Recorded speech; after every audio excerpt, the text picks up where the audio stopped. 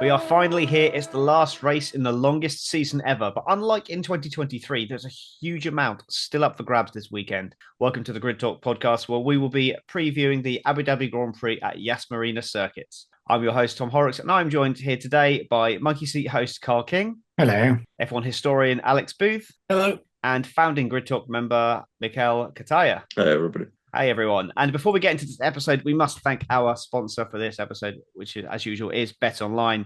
Bet Online continues to be the world's most trusted betting platform and your number one source for online betting. From the earliest odds to in-game live betting, Bet Online provides you with all the action and the ability to watch games as they happen. With the largest selection of odds on everything from football, NBA, and college basketball, NHL to UFC. Head to Bet Online today and don't forget to use promo code BELIEVE, BLEAV, for your welcome bonus on your first deposit. Bet Online, the game starts here. And be sure to follow us on our social media at Grid Talk UK. If you're feeling extra generous, please consider supporting us on Patreon for exclusive access and behind-the-scenes content. So we're going into this weekend, and the championship, the Constructors' Championship at least, is very much up for grabs. McLaren lead Ferrari by 21 points. I'm going to come to you, Karl, first to talk about McLaren. What do they have to do, and what are they going to do this weekend? 21 points, that's basically if Ferrari come home 1-2, all they got to do is follow them home. So are they going to follow them home, or are they going to go all-out attack and try and win this? Because let's be honest, they've thrown away a few races this year, haven't they? I think it'd be a 50-50, actually. I think Norris will go all out, especially during qualifying. He's not going to allow that to.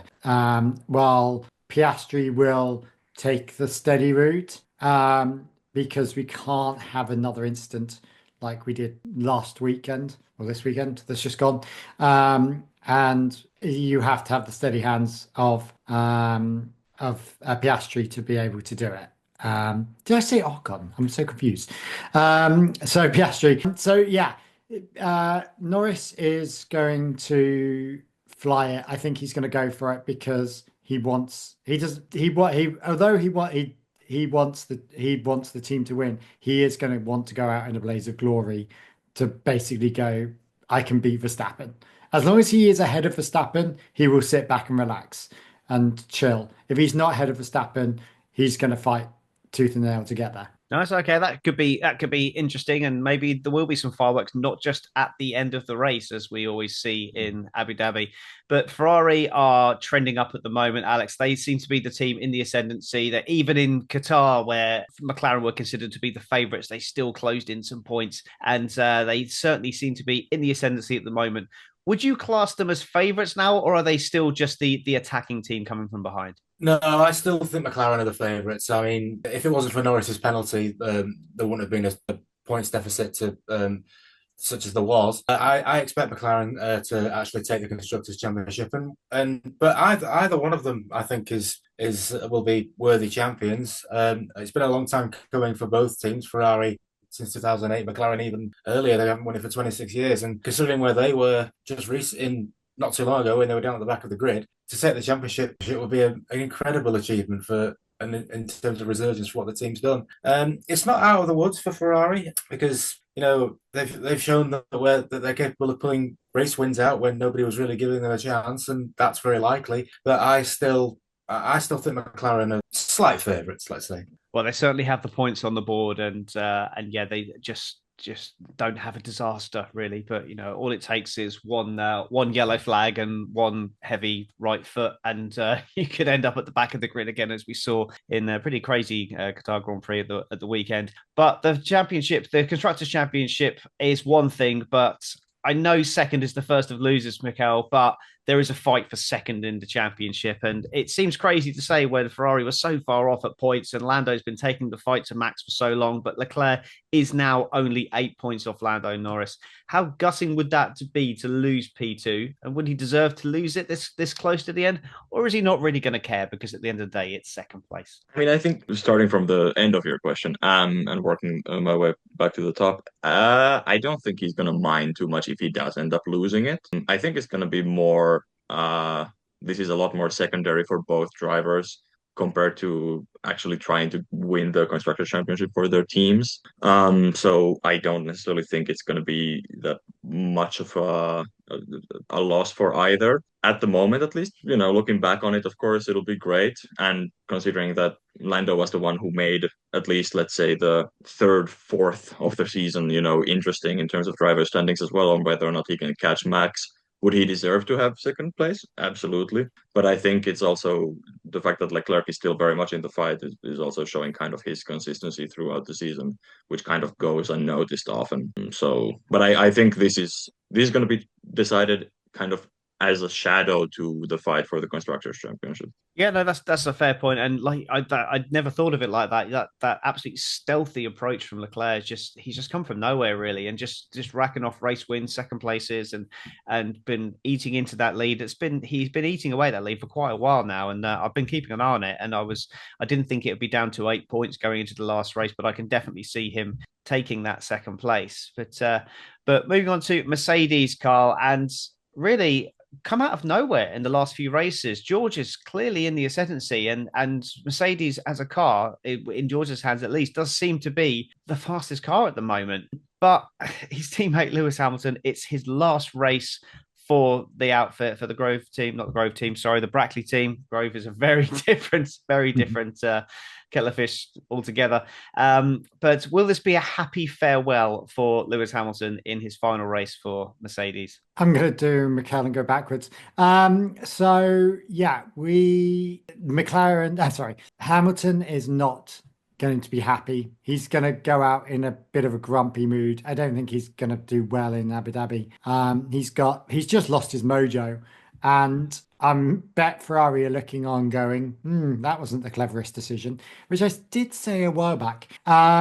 So yeah, absolutely. Hamilton is going to find this race tough. He's either going to go out there and just go, stuff it, I'm going to enjoy it. And I'm going to race as best I can. I think maybe I'm wrong, but they are now playing around with the car to make George the number one driver, and it's all down to George's style. I don't know whether I'm being a bit conspiracy theorist on that, but George is acing it at the moment, and as a anti-Russell fan, I hate myself even saying it, but he's doing a great job, and he is going to be up there again this year, this race. Abu Dhabi, he's fast, he's quick, and he's driving that car, and that car seems to be suiting him. Yeah, I mean, I do think Hamilton very much Jekyll and Hyde at the moment. He's some races he seems up for it, other races he just seems to be absolutely nowhere. There's definitely something going on. I think he's definitely got his eyes somewhere else now. So that somewhere is somewhere just over in Italy. So can't wait to see that happen, to be honest, now, because this version of Hamilton no one wants to see. So maybe that rejuvenation will give a spark, or it could just be the beginning of the end for statistically the greatest driver of all time, which is a very sad way to go out. But moving on then to Red Bull, and it seems difficult to say this, Alex, when we've not even got into the last race of the season, and they are out of the championship hunt for the Constructors' Championship. That is done and dusted. The rivalry switches to the spat between George Russell and Max Verstappen. It was some real harsh words said after the race and before the race from Max Verstappen about George Russell, which to me seems a little bit pot kettle at times. But will this spark continue in Abu Dhabi? Will it erupt into a fire, or is this just a little bit of end of season posturing? Yeah, I think it's a bit of a storm in a teacup, to be honest. I think it'll blow over by the weekend that comes. It was all a bit pathetic, really. It was a bit, he did this, no, he did that, he pinched my crayons, all sorts of stuff. So yeah, I don't think there's going to be much repercussions from that, really. What's done is done, and I think I agree with what you said. I think although Max was justified in being upset with George, it is a bit, rich coming from some, because he's not exactly been known for not complaining to the stewards, but then again, who hasn't? It's what all the drivers do. Is it not just a bit of I'm just sorry to interrupt, but is it not just like, given that what Max was saying on the radio during Qatar, a little bit rich? This complaint saying that George is like trying to get him in trouble when he's there going, oh, he didn't brake for the yellow. Well, they all do, don't they? That's what they all play up to the radio. They all say, oh, he pushed me off. He He's not using track limits, all this sort of thing. It's getting a bit ridiculous now. All these acts of gamesmanship over the radio. I think it'll be a page turned, and not much more will be done about that. But going into this, you're asking about a potential rivalry between Verstappen and Russell. I think Russell's got a long way to go before he can consider rivaling Verstappen. Let's put it that way.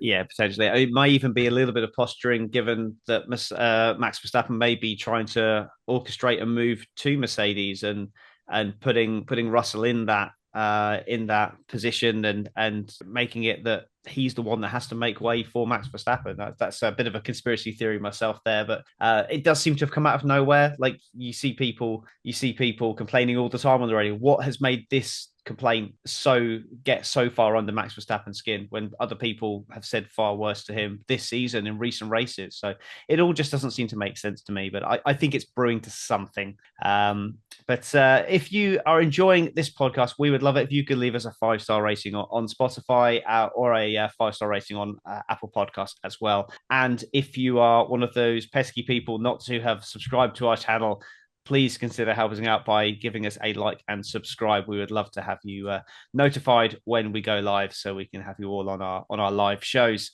But we move on to the second part of the show now, and we are going to talk about Sergio Perez, my favourite subject, Mikael. He's now guaranteed to finish 8th in the championship. It's the worst champions teammate performance since Jos Verstappen in 1994, which I'm sure F1 historian would have known without having to get it off Virtual Statman or motorsport.com or something like I did. Will this be Checo's last race for Red Bull? And if so, who's taking that seat? Yeah, we'll see. I personally, even with the latest rumors that have been stirring even today, I just personally think he's still going to stick around because I really don't see why he wouldn't have been dropped already towards the end of this season when the Constructors' Championship was in the bag and everything. So, because, at this point, the consistency for Perez has been, consistently below average of what would be expected. So, yeah, 8th in the bag in the championship.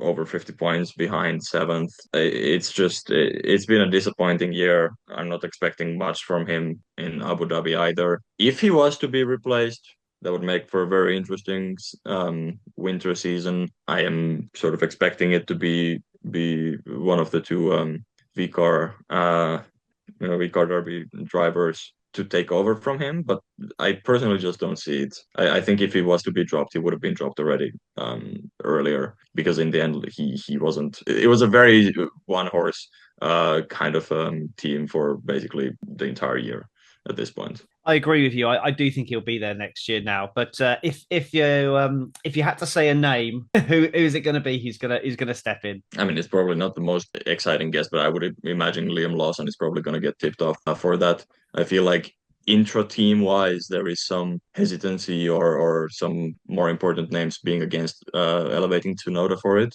So I think they're going to give Liam the shot, kind of reminiscing back to 4 or 5 years ago when Red Bull was rotating through their young driver lineup and then run out basically off drivers at that point. So I would imagine that they would tip Lawson and probably get Colapinto to replace him in VCAR, no matter what the cost, I think.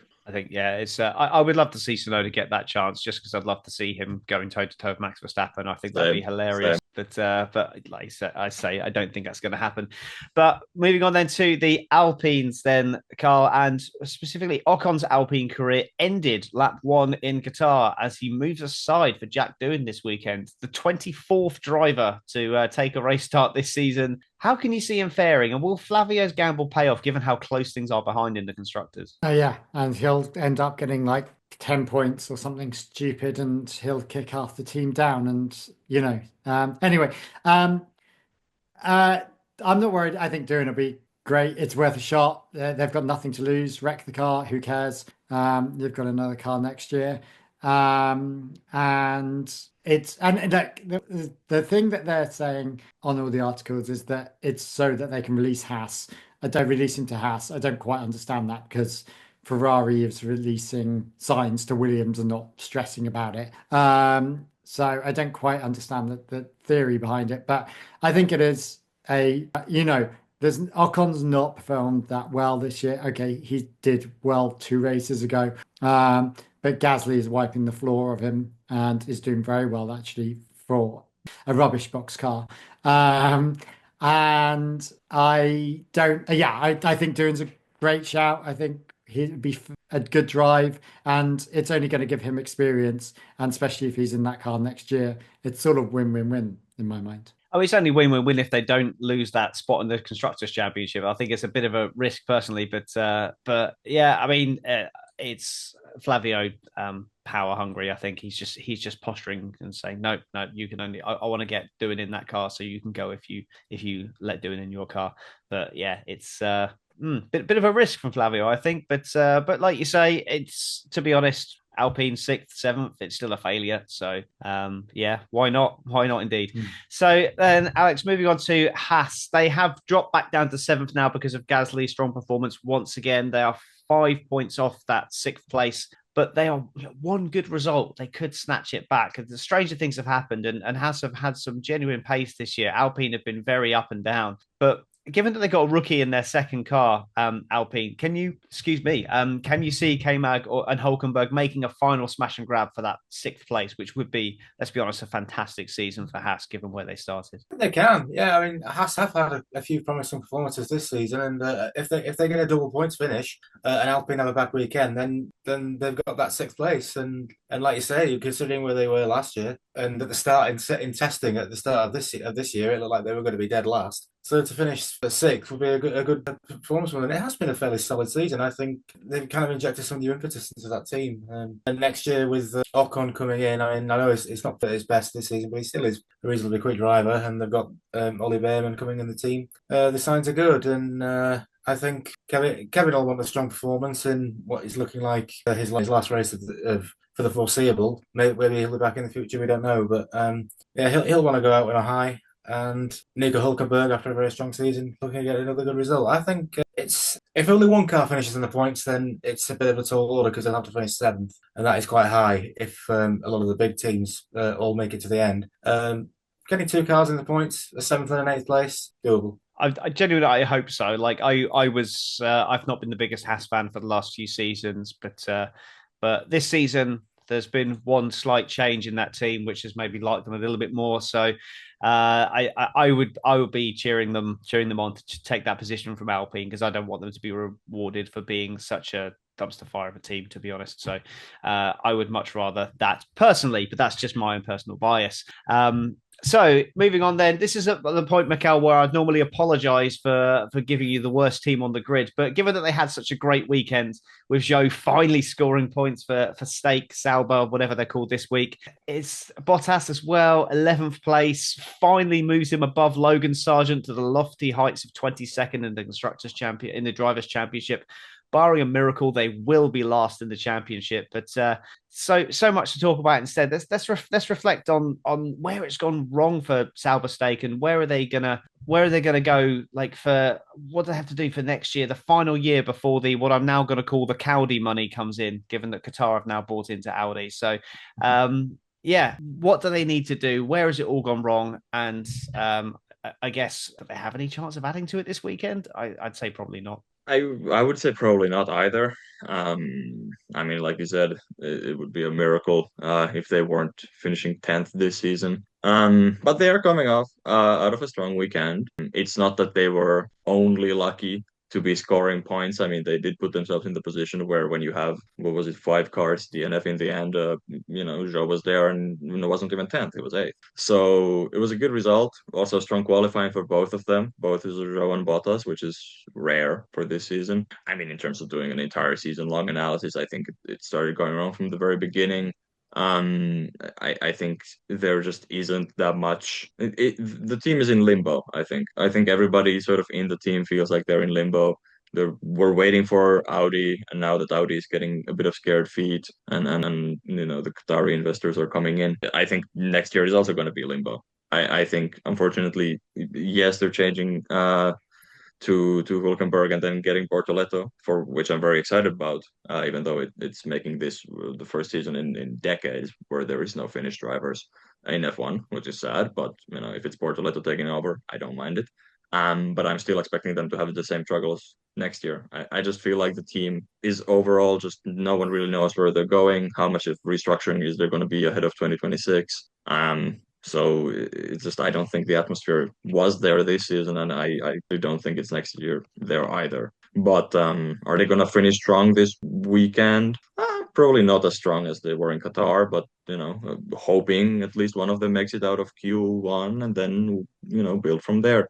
Maybe another 11th place for Bottas to finish off this year and perhaps a career. I don't know. Who knows? I mean, if he was able to score 4 points, he might get that 21st position off Liam Lawson and maybe even pass his teammate as well. But if they were to get a 1-2, they could finish 8th in the constructors. So it's all to play for Salva's stake. But the last thing I'm going to do this to give this question to all three of you guys. I want your opinion on this. It's the last race for Zhou, Bottas, Magnussen, and for now, Franco Colapinto. We've already said goodbye to Ricciardo and Sargent this year. So in a season of unprecedented stability at the start, we've had a huge amount of change. If you could bring one back for next season or in the future, who would it be and why? And who knows, they might come back given that we've now got another team coming on the grid. So I'll start with you, Karl. Sorry.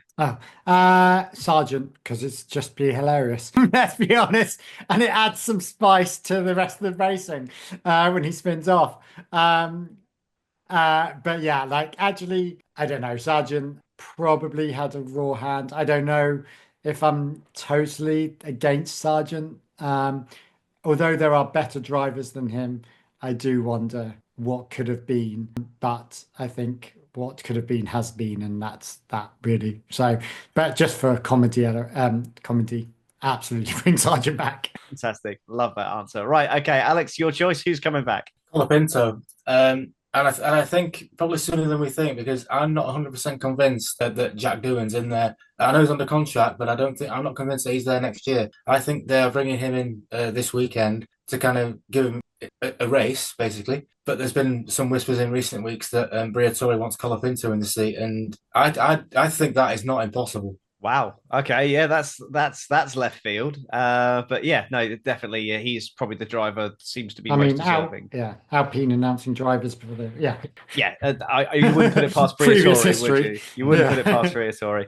Okay, Mikael, your choice. I mean, Colapinto is, I think, for me also the favorite. I mean, again, would I love to see Ricciardo back? Yes, but I think we already saw his return. It wasn't great this year, and I've kind of lost the charm there. So Colapinto out of the list on there, and I think Alex has a very solid theory there actually that I hadn't considered before. That maybe this is the place to prove for Doohan, and if he crashes or spins out first corner, then yeah, we'll see. Maybe we'll get a new announcement next week. Wow, that would be insane if that was to happen. But before we finish up, then I'm just going to get your predictions then. So we're going to ask for pole position, your top three, and a bold position just for funsies thrown in there as well. So start with you, Karl. We haven't spoken much about the Grand Prix; it's all been theoreticals, but the Grand Prix at the weekend. Who's your pole position man? What's your top three? And give us a bold prediction as well. So pole has to be Norris. He's gonna go for it. So I can't see him not doing it. 1, 2, 3 is Max, Sainz, Norris. And then my bold prediction is one of the stake will get a point.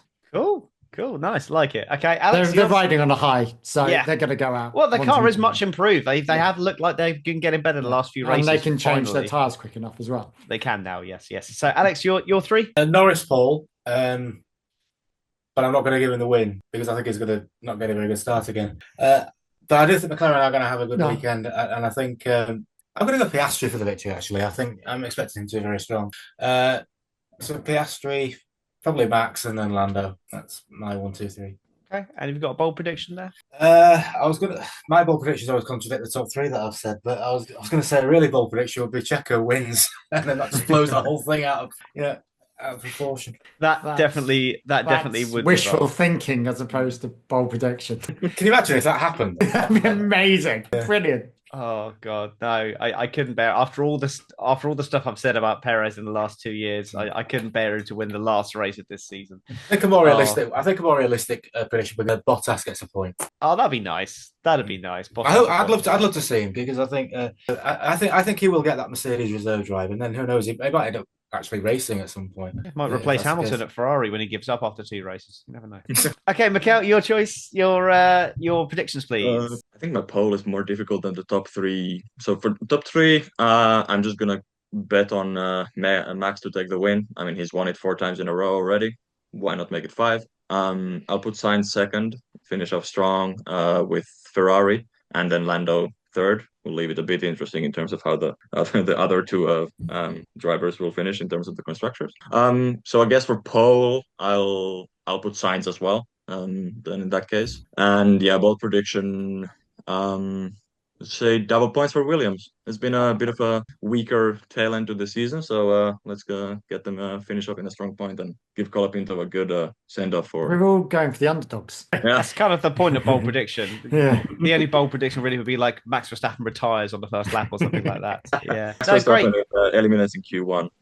Yeah, something like that. Yeah, well, that only happened in Brazil, didn't it? So that's quite a recent thing. Yeah. So just give you guys thanks very much for coming on the show today. So I'm going to give you a chance just to do a little plug for whatever you want to plug. So Karl, start with you. What's that ragtag podcast that you're on? That ragtag podcast with this ragtag presenter. It's the Monkey See podcast. We're the sweary, crazy, slightly. We know. We just already had to bleep you once. Left slide. Podcast about Formula One. Presented by myself and the Egypt to my left on my screen, but God knows what it's going to be on the actual one. So I'm sorry if that was Alex or Mikael, but Tom Horrox. We talk a lot and don't actually get any answers, which is much like my episode tonight. So yeah, we're doing an episode tomorrow. So we occasionally podcast as well. Yeah, tomorrow, which is actually probably yesterday when the time this comes out, but there we go. Oh, yeah. Oh, okay. Don't confuse me. Anyway, there's another episode. You said this last time, I think, and it never happened. This is what it's normally like. This is me and Tom bickering. Welcome to Monkey Seat. Yes. Okay, Alex, anything you want to plug? I haven't got anything to promote, I'm afraid. just promote Grid Talk then. So, come and subscribe to Grid Talk. Mikael, anything you want to promote? I mean, same as Alex right now, a bit of calm water. So, everybody keep listening to Grid. Fantastic team, fantastic production. Great, thanks. I really appreciate you guys coming on. I know it's been a while for both of you, but please come back again. You're always great to have on. Grid Talk is available on YouTube, where most episodes are recorded live, as well as that our audio does go out on Amazon Fire, Spotify, Apple Music, Verbal, and Pocket Cast. Just search for Grid Talk for our back catalogue of shows with previews, reactions, qualifying, and race results, as well as interviews as well. Thank you to Jared Bradley, Bill Armstrong, and Holly Eagle for supporting on Patreon. And if you want to support the show further, why not sign up for Patreon for exclusive content? Also, make sure you subscribe so you're the first to know when each of our shows go live, and we will be back soon for this weekend's action and to finally say goodbye to the 2024 season. Thank you very much for listening to Grid Talk podcast presented by Bet Online, and goodbye.